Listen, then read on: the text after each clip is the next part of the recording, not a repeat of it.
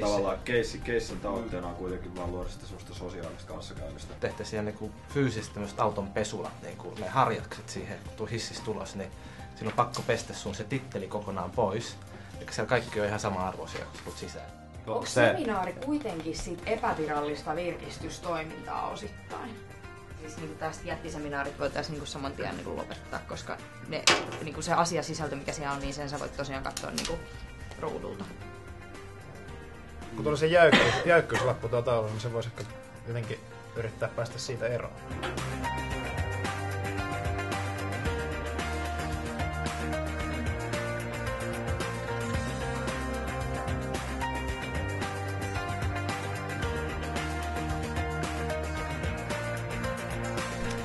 Ennen tilaisuuden alkua ihmiset pystynyt katsomaan trailereita näistä esityksistä, pystynyt äänestämään niitä, eli mikä on mielenkiintoisin esitys, ja sitä kautta myös muodostettu tämä esiintymisjärjestys.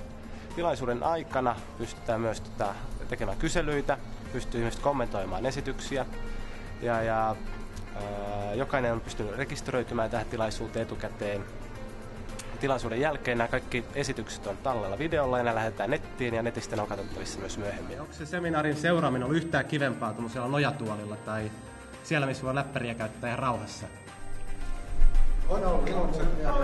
No niin, ei muuta kuin peput ylös, palaamaan, ja kiitoksia!